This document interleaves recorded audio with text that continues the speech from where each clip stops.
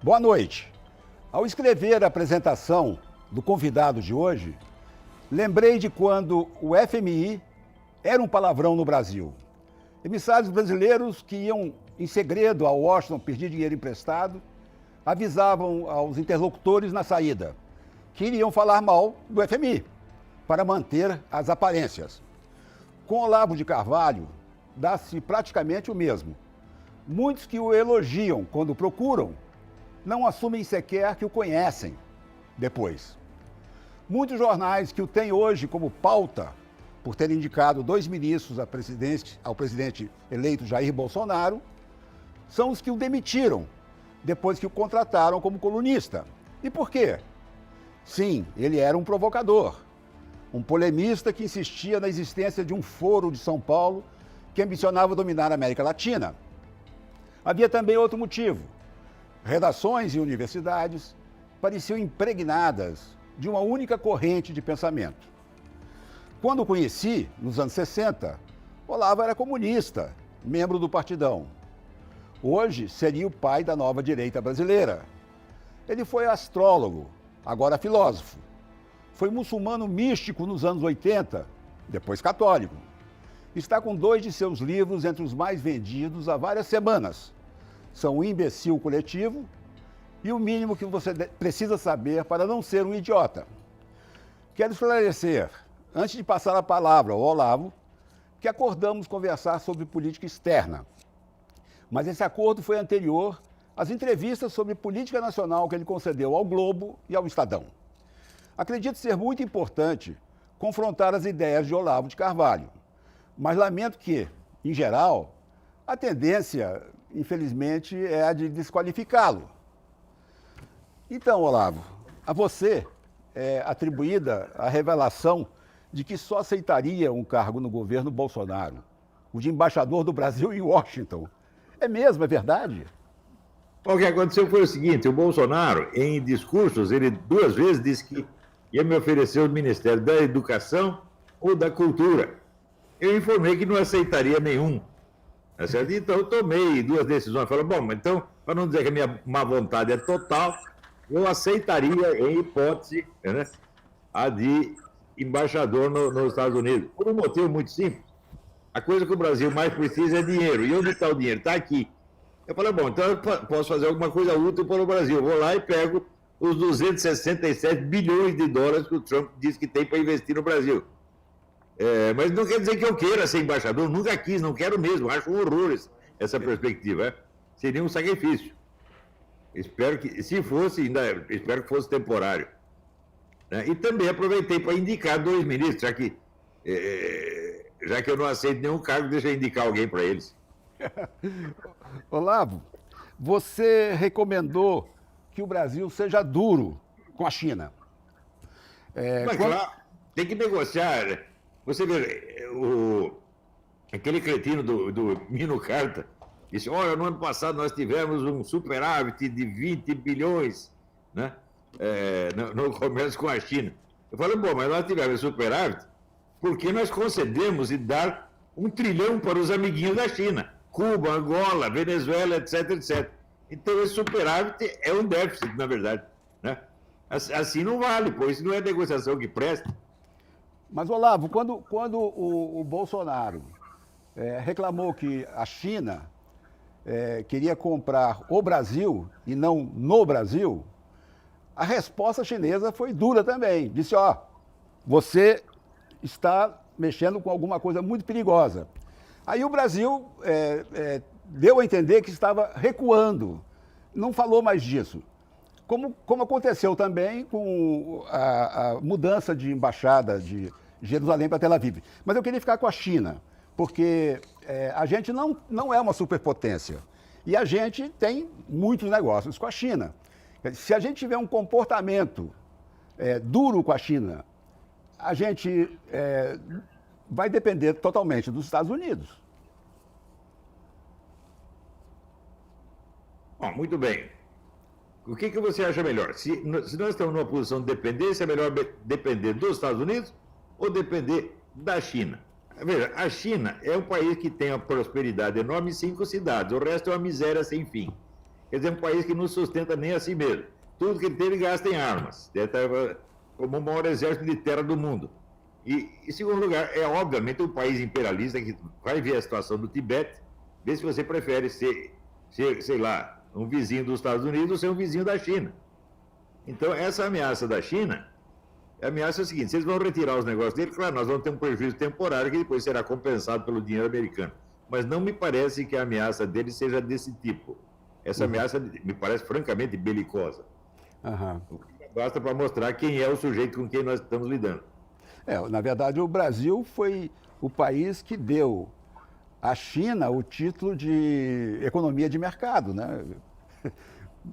Não, é um absurdo, porque o que é, tecnicamente falando, cientificamente falando, a economia chinesa?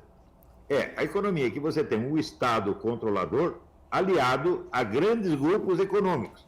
E juntos eles controlam tudo. Isso chama-se economia fascista. O pessoal não estudou fascismo, não sabe que essa é a fórmula do fascismo. É uma espécie de socialismo meia bomba, tá entendendo?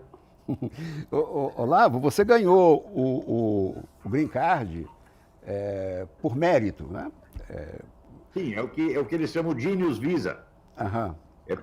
Veja, isso quer dizer o seguinte: esse cara ficou reclamando que eu não tenho diploma. Falou: olha, eu passei na banca examinadora mais exigente do mundo, que é o do Homeland Security, né? Me exigiram 4.000 páginas de documentos, quer dizer, o currículo com todas as provas. Então, ali tem o reconhecimento pelo governo americano da importância universal do meu trabalho. Então, se você acha que agora, depois disso, eu estou ligando para a opinião do Mino Carta, do Gilberto de Menstein, Agora, você então votou na eleição? Não votou. O Green Card, o Genius Visa, ele não te torna um cidadão americano. Tá. É considerado assim: eu não sou um imigrante e também não sou um cidadão. Eu sou considerado um hóspede. Um hóspede ilustre, mas apenas um hóspede. Eu estava aqui lendo você e comparando com com o principal do Trump hoje. Ele diz America First, que na verdade é eu first, contra o mundo globalizado, acordos multilaterais. Você, filósofo, prioriza o indivíduo e não o coletivo. Há uma relação entre as duas coisas? Não, aí tem que recuar um pouco para explicar. Qualquer estudante de filosofia sabe que as opiniões que um filósofo tem a respeito de assuntos do dia, vamos dizer, da política da sociedade, tem que ser interpretado em função dos princípios mais fundamentais e permanentes da filosofia dele. No Brasil, os caras estão fazendo o contrário. Estão interpretando a minha filosofia em função de opiniões que eles ouviram, até reproduzidas por terceiros, de opiniões que eu tenho, que eles acham que eu tenho. Ora, se você for ver quais são os princípios da minha filosofia política, eles são dois. Em primeiro lugar, a parte geral, teórica da filosofia política só pode ser de ordem metodológica. Ela não pode ter, vamos dizer, um elemento guiador do tipo assim: qual é o modelo de sociedade, o que a sociedade deve ser, não deve não ser. Toda aquela parte da ética política, eu suprimo tudo isso. Para quê? Para evitar a contaminação ideológica. E a segunda parte deve se constituir de estudos de casos. É só isso que eu faço em filosofia política: ou considerações metodológicas ou estudos de casos. Portanto, você diz que eu privilegio o indivíduo. Bom, eu privilegio não por um princípio ético, que o indivíduo não pela argumentação liberal geral, nunca isso. Eu privilegio o indivíduo porque eu acredito muito na teoria da ação humana.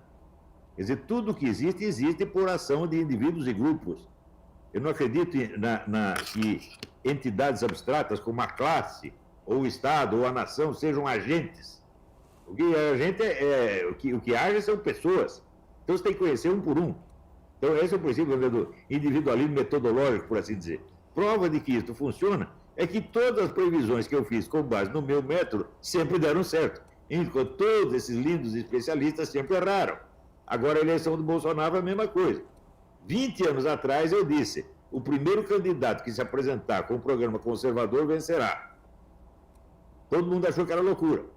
Venceu. Olavo, o Trump É o exemplo talvez mais eloquente do avanço da direita no mundo, né? Na Europa, vários países passaram a ser de direita, populistas. A única coisa que destoa é o avanço na Câmara dos Democratas, aí nos Estados Unidos. No Brasil, o Bolsonaro. Você acha que esse movimento continua? Eu estive vendo as reclamações do Bauman na Europa, de que ele não pode, de que ele só conseguiu influenciar 4 de todos os países que ele gostaria. E que o maior impedimento são as leis europeias. Você acha que chegou ao auge esse movimento ou ele vai prosseguir? Olha, eu não sei. Isso aí, você vê que em todo mundo a política é pendular. Aqui nos Estados Unidos você tem os democratas republicanos, na Inglaterra você tem os conservadores trabalhistas e assim por diante. Quer dizer, às vezes a direita está no poder, às vezes a esquerda. E esse negócio é cíclico, ninguém pode contar com a hipótese de ficar no poder eternamente. Agora, no Brasil, só havia a esquerda. Isso durante 50 ou 60 anos. Você veja, todas as pesquisas de opinião mostram que o povo brasileiro é acentuadamente conservador.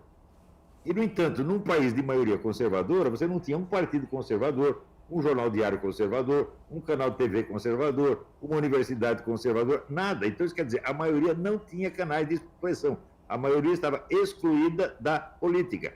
Só podia entrar na política se fosse para votar no candidato da esquerda. Então, o que fazia o sujeito conservador? Ele votava no que existia. Então, por exemplo, votou no Lula. Por quê? Porque não tinha outro. O Lula, em 2 eleições, comemorou o fato de que todos os candidatos eram de esquerda. E disse que isso, para ele, era a perfeição da democracia. Isso, para mim, é ditadura. Então, o que eu achei é que tinha que existir uma direita, pô. Então, vamos fortalecer a direita para ela poder existir. Agora existe. Agora, a mídia inteira reagiu a isso como se fosse um escândalo dos escândalos, mostrando o seguinte: eles não estão preparados para aceitar um governo de direita. Portanto, eles não aceitam o rodízio de poder. Então, quer dizer o seguinte: eles têm uma mentalidade não apenas comunista, mas comunista totalitária. Não que sejam membros do partido, mas foram afetados por aquilo que o Antônio Gramsci chamava de revolução cultural, que deveria fazer com que, nas palavras dele, todos se tornassem socialistas sem saber. E isso funcionou na mídia inteira, todo mundo entrou nessa conversa. E acha muito natural ser governado eternamente pela esquerda. Só que não é natural. Você mesmo está dizendo. Você tem uma onda direitista, depois você tem uma onda esquerdista. Olha, tem sido assim desde o começo do século XIX. E isto é a democracia moderna, meu Deus do céu. Olavo, a gente vai fazer um pequeno intervalo agora e já voltaremos. Para que a gente não perca o fio da meada, eu gostaria de continuar aí perguntando. O Obama, o Trump, está desconstruindo o Obama. Tudo que ele fez está sendo desfeito, né? O Bolsonaro, ao invés de desconstruir alguma coisa, ele vai ter que criar essa infraestrutura conservadora que não existe. Já já a gente volta com isso.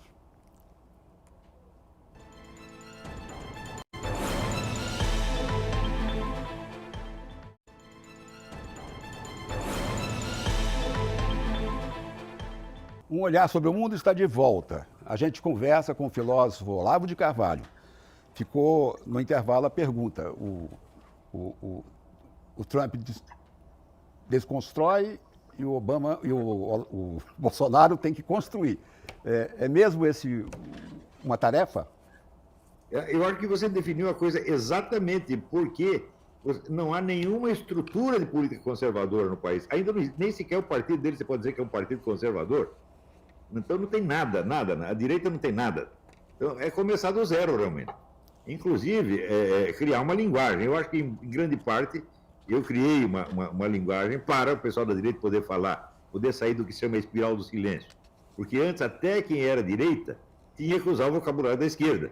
E isso não pode funcionar. Então, se você usa a linguagem do inimigo, você já cedeu tudo para ele. Você assumiria um papel... Você assumiria um papel nessa recriação do conservadorismo no Brasil? Não, só o papel que eu já desempenhei. O que mais querem que eu faça? eu criei, vamos dizer, o germe de uma cultura conservadora. O que mais vocês querem? Eu posso, se o Bolsonaro pedir, eu posso dar um palpite ou outro aqui ou ali, mas eu não quero ter um papel permanente no governo, nem no governo, nem em partido nenhum, Deus me livre. Olavo, desde que você saiu do Brasil, você não mais visitou. Você não veio aqui. Você virá para a posse do Bolsonaro? Não irei. Eu tenho por norma, quando eu saio de um lugar, não volto mais. Agora, eu queria ver com você uma situação que acontece nos Estados Unidos e que seria ótimo se não acontecesse no Brasil. Há o problema do Trump com a imprensa. A imprensa é considerada por ele o inimigo do povo americano. A fonte das fake news. E a imprensa, por outro lado, já contou, o Washington Post, principalmente, contou que ele, desde que assumiu a Casa Branca, já contou 5.000 mentiras. E até tem uma tabela que diz quantas por dia. Ele não vai nas reuniões nas festas da imprensa anuais em que o Obama ia, né? No National Press Club de Washington. E ele ontem, ele falou que está querendo construir uma televisão pública que seria a televisão que ele usaria para passar a sua mensagem. Outra coisa que ele faz é tirar da imprensa o papel de intermediário. Ele tuita as novidades e a imprensa, então, vai atrás. O Bolsonaro, ele dispensou também a mediação da imprensa. Ele tuita os nomes dos novos ministros. E deu a entender já que, pelo menos em uma vez, que um jornal ou vários jornais repetiam fake news. Essa relação da imprensa com o Trump, que pode acontecer aqui também, não é algo que deveria tomar um outro rumo? Não tem uma solução para isso? A situação é completamente diferente. Por quê? Em primeiro lugar, nos Estados Unidos o panorama é dividido. Você tem mídia impressa e televisão é esquerdista, e o rádio é direitista. Então você tem uma certa competição. Quer dizer, o Trump ele pode não ter apoio na mídia impressa e na televisão, mas ele tem no rádio. Né? Você pega um cara como o Rush Limbaugh, ele tem 30 milhões de ouvintes por dia. Isso aí nenhum jornal tem. Tá certo? Você soma Rush Limbaugh, Michael Savage, o Sean Hannity. Opa, isso aí é uma mídia conservadora enormemente poderosa. No Brasil não existe isso. No Brasil a mídia é 100% esquerdista e intolerante. Não deixa entrar nada de direito. Então, aqui no Brasil tem que abrir caminho a cotovelada, tá entendendo? E tem que desmascarar essa homogeneidade, que eu já chamei de imbecil coletivo, quer dizer, que é a paródia do intelectual coletivo do Antônio Gramsci. Né? Intelectual coletivo é o partido decide e todo mundo repete a linha justa. Isso está acontecendo no Brasil há 50 anos. Isso nunca aconteceu nos Estados Unidos. Então a disputa entre o Trump e a mídia é um problema. O problema é dele. Eu vejo uma diferença muito grande.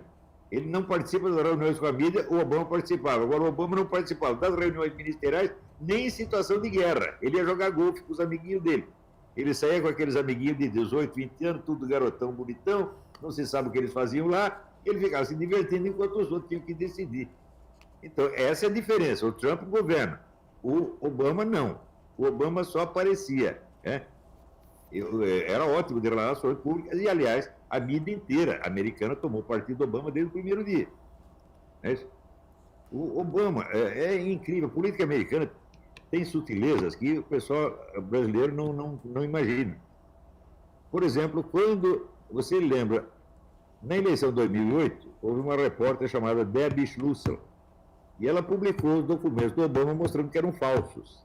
Imediatamente, a turma do Partido Democrata, através de um advogado chamado Philip Berg, que é advogado e amigo da Hillary, soltou a fake news de que Obama tinha nascido no Quênia.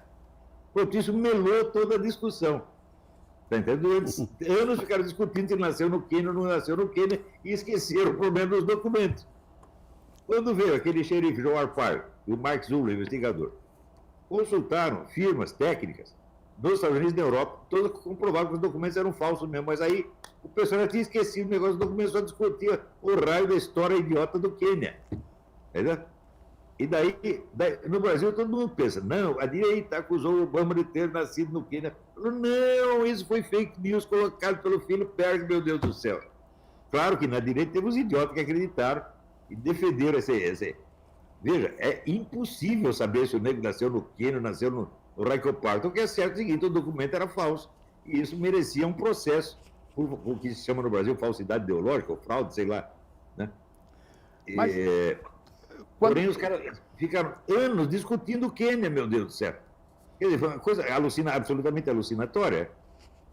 Mas quando o Trump chegou ao poder, ele esqueceu do birthright do Obama. Ele não falou mais da certidão de nascimento.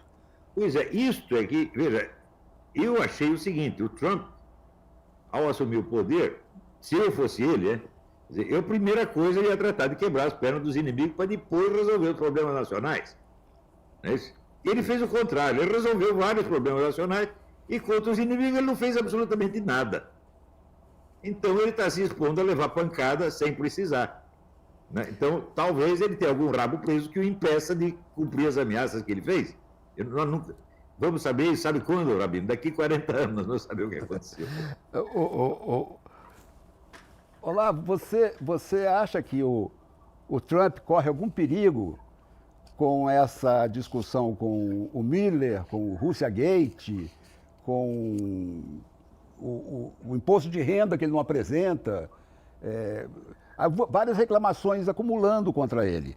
E tem essa mania dele de responder, às vezes com afirmações que são tão generalizadas que soam mentirosas. Ele não pode ser, não se pode iniciar na Câmara Democrata um processo que perturbe a administração dele? Olha, é possível, mas eu não acredito que chegue ao impeachment. Pode chegar, mas não é um provável. Não estudei o caso em particular. Agora, nos Estados Unidos é normal, quando você elege um presidente, na eleição seguinte o partido da oposição ganhar pelo menos parte do parlamento. Isso sempre acontece, quase sempre aconteceu. Isso não prejudica a presidência. Agora, o problema do Trump é o seguinte, ele tem uma linguagem muito boa para falar com o povo, mas ele não pode falar com a mídia nessa mesma linguagem. E ele não se tocou ainda. Uhum. Agora... Ele tem aquele negócio assim, espontâneo do showman, então isso impressiona muito o povo e pega bem. Mas o pessoal da mídia é malicioso. Tudo que eles disserem, eles vão entender em sentido literal. E vão transformar, às vezes, uma piada numa mentira. Ué, eles fazem isso até comigo aqui, por que não vão fazer com o Trump? Agora, ele está levando... O que os caras fazem comigo, uma vez eu escrevi o seguinte, que a filosofia de Isaac Newton, quando criou o mecanicismo logo extrapolou da física e virou a filosofia. E o mecanicismo emburreceu a Europa inteira. Sabe o que os caras escreveram? Que eu tinha dito que Newton era burro. Então, a repórter faz isso mesmo, você conhece a turma. Né? Olavo, o crime daquele saudita Khashoggi no consulado saudita de Istambul chocou o mundo. E a gente vê agora o Trump protegendo o príncipe herdeiro saudita. Tem aí seus motivos, tem a paz no Oriente Médio, que vai depender muito do Bin Salman, tem o confronto com o Irã, que pode parar, que vai ter o boicote de petróleo e a Arábia Saudita pode fornecer, tem a guerra com o Iêmen e tem, principalmente, o plano de paz que o Trump está prometendo apresentar para daqui a pouco. Ele não fica impopular com isso? Protegendo? Fica. Mas acontece o seguinte, a Arábia Saudita, você sabe que manda nos Estados Unidos, né? Então não me espanta que o Trump puxe o saco dessa gente. Algum motivo ele deve ter. Agora, isso não é uma coisa boa, isso não anuncia nada de bom.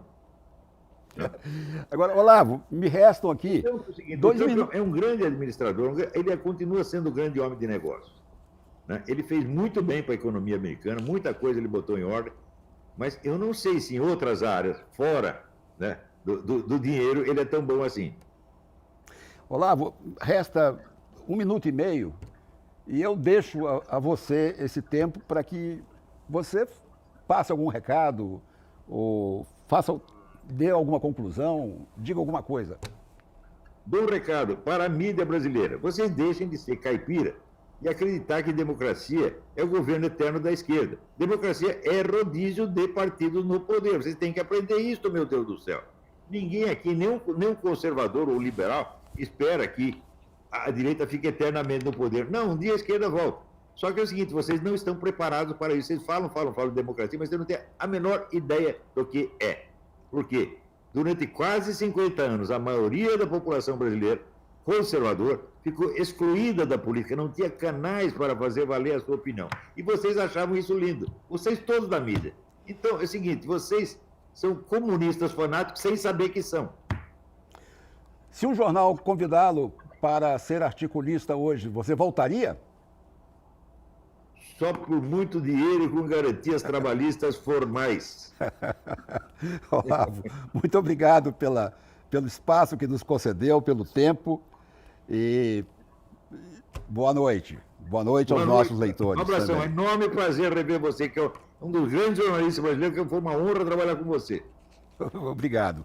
O Olhar sobre o Mundo de hoje termina aqui. A gente volta na próxima segunda, 15 para as 10 da noite, depois de conversa com Roseanne Kennedy. Até lá.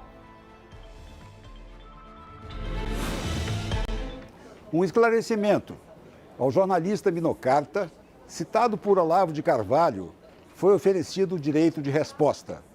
Ele respondeu que não vai se pronunciar.